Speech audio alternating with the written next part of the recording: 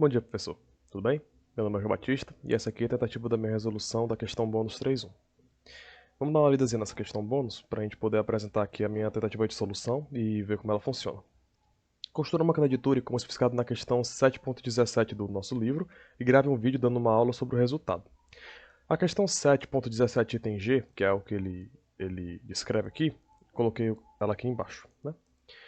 É a função PC, que é a mesma função do item F, que eu coloquei aqui embaixo, que a gente já vai ver. Então vamos dar uma olhadinha nessa função aqui. A função PL é uma função que, dado duas entradas, né, dois conjuntos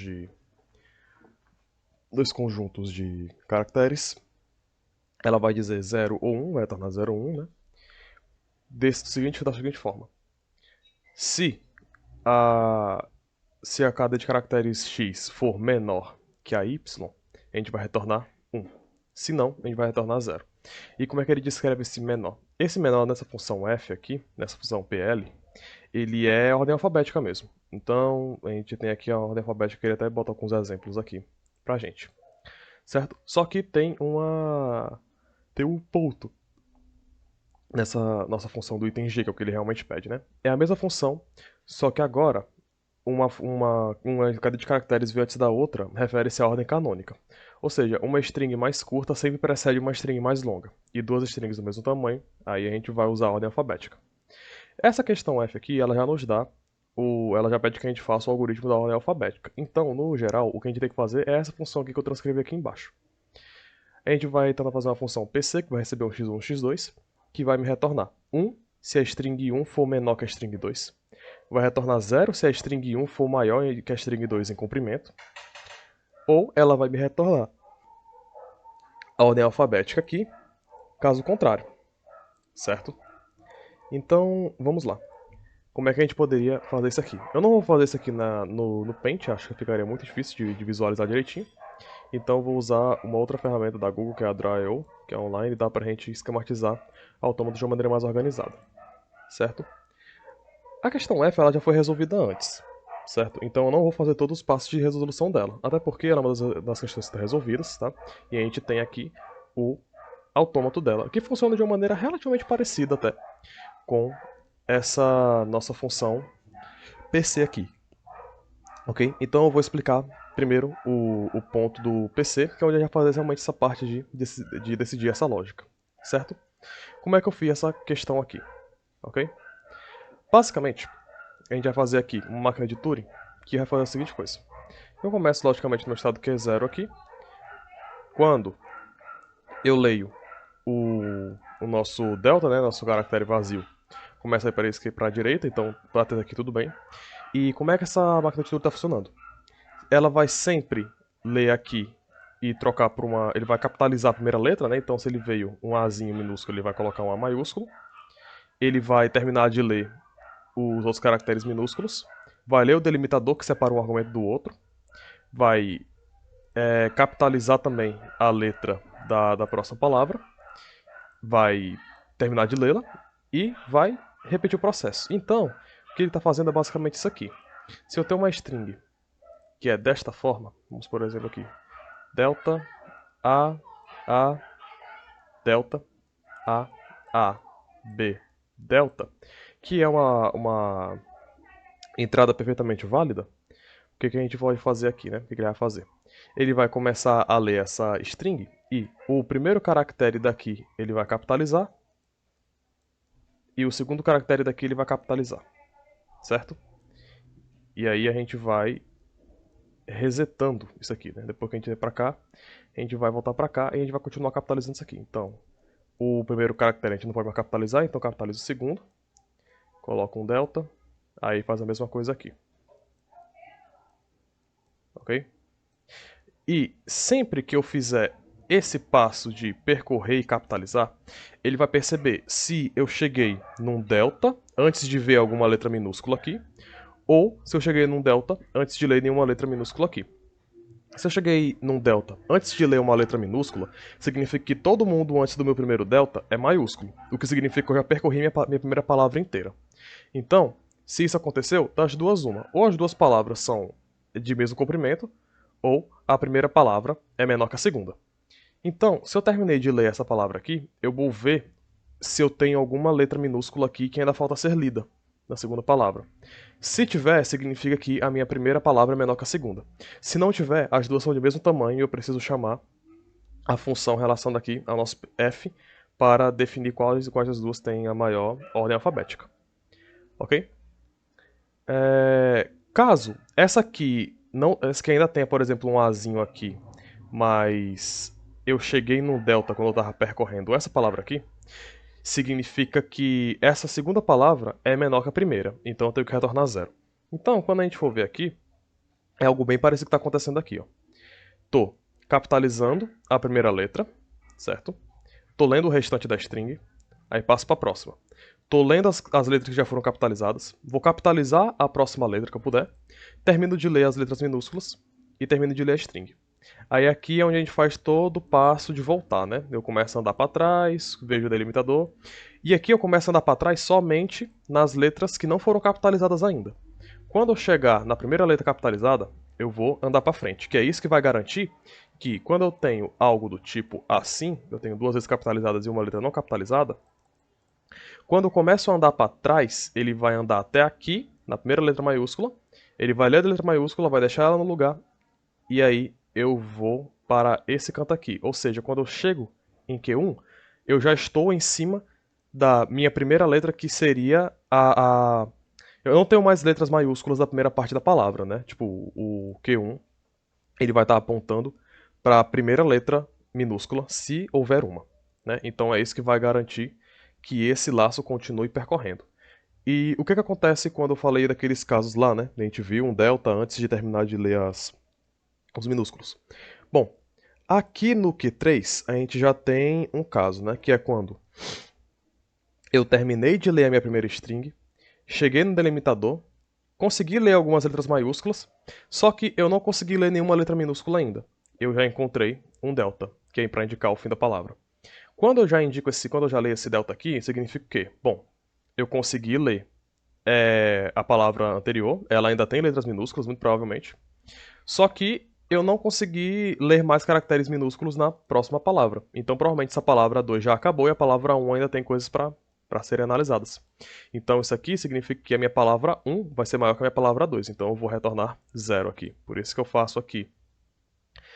Eu começo a andar para trás, né? Eu ando tudo para trás e vou sempre limpando, faço aquele limpar parecido com a da questão passada. E no final eu só coloco um 0 e já vou para o meu estado de aceitação. Ok? Quando temos em Q1 aqui, a gente tem uma informação preciosa de que a gente já está a gente vai estar apontando, né? Nossa máquina está apontando para a primeira letra minúscula, se houver alguma. Mas se a gente acabar de chegar em Q1 aqui e a gente não encontrar uma letra minúscula, então a gente vai encontrar aqui o nosso delta, para indicar o fim da primeira palavra. Só que quando eu encontro esse delta aqui, das duas uma. Ou a primeira palavra é menor que a segunda, para o qual eu vou ter que retornar 1, ou elas têm o mesmo tamanho. Então, eu vou ler aqui o delimitador e eu vou ler aqui todos os caracteres maiúsculos, né, porque eu posso já ter analisado. Se eu chegar em algum caractere minúsculo, o que eu vou acontecer? Eu vou ter que... Eu já tenho informação de que a primeira palavra é menor que a segunda palavra. Então o que eu tenho que fazer é, começo a andar para trás, limpando tudo, e coloco um 1 ali na minha fita, antes de ir para o estado de aceitação. Então esse aqui é o nosso segundo caso, onde a primeira palavra é menor que a segunda palavra. Quando chegamos aqui em Q6 e não vemos mais letras minúsculas, significa que a gente vai ter o mesmo tamanho. Ah, por que a gente não pode ter que a segunda palavra é menor que a primeira? Esse caso já foi pego bem aqui. Então a gente não precisa mais se preocupar com ele. Então a gente vai ler, né, depois de ler as maiúsculas, a gente vai ler aqui um delta. E o que ele vai fazer aqui é, ele não vai limpar, ele vai só resetar a minha palavra. Porque eu fui do seguinte ponto. Se a gente já tem o autômato da questão 7, eu não vou mais gastar muito esforço com isso. Se eu já tenho o autômato pronto, eu posso simplesmente usar ele como um módulo, que eu acredito que é inclusive uma das coisas que a gente vai usar no próximo assunto. Mas eu usei meus conhecimentos de autômato já para pensar em uma solução parecida. Eu vou simplesmente voltar tudo na minha palavra. Tudo que eu capitalizei, deixa minúsculo de novo. E eu vou conectar aqui com esse autômato MTQ7F, que é o autômato da questão 7 item F, que eu até transcrever aqui, mas foi o autômato que a gente já resolveu como exercício. Ok? Então, o que a gente teria que fazer aqui é simplesmente conectar e encarar esse Q20 como se fosse o Q0 desse próximo autômato. Perceba que a primeira transição, delta delta R, é a primeira transição que a gente tem aqui de Q0 para Q1. Então a gente poderia só conectar esses pontos aqui, certo? Aqui provavelmente a gente teria um pouquinho de perda de processamento, no caso, porque esse autômato ele também vai fazer tudo que a outra questão faria, mas aqui a gente tem a garantia que a gente tem duas palavras de mesmo tamanho, então ele vai funcionar perfeitamente bem aqui, tanto que a gente até normalizou toda a palavra antes, ok? Então, vamos lá. Vamos fazer aqui só um testezinho bem rápido para a gente ver como esse autômato está funcionando, certo? Deixa eu tentar colocar esse autômato aqui do nosso lado direito e colocar aqui alguma coisa para a gente escrever no lado esquerdo, certo? Vamos usar, por exemplo, aquela nossa palavra lá, né? A gente tem o Azinho, Azinho, Delta, Azinho, Azinho, Bzinho, Delta. Essa é a nossa palavra de entrada. Então, a gente começa nesse Delta aqui. Perdoe. E a primeira coisa que a gente vai fazer aqui é ler um Azinho ou Bzinho não capitalizado. Então é como se a gente tivesse agora isso aqui. A gente vai continuar lendo os As até chegar num Delta. Chegou no delta, lê tudo que é maiúsculo, não tem ninguém, e capitaliza o primeiro A. Termina de ler tudo que é minúsculo, coloca um delta. Com isso aqui, a gente vai simplesmente voltar. Volta tudo isso aqui. Quando a gente terminar de ler esse delta intermediário aqui, a gente vai ler todos os minúsculos, né? Tá bem aqui. Então a gente vai terminar de ler ele bem aqui, nesse A. Só que aí, do estado 34 para o estado 1, o que a gente vai fazer? Se a gente ler um A ou um B, deixa ele como tá, né? Um A capitalizado ou B capitalizado.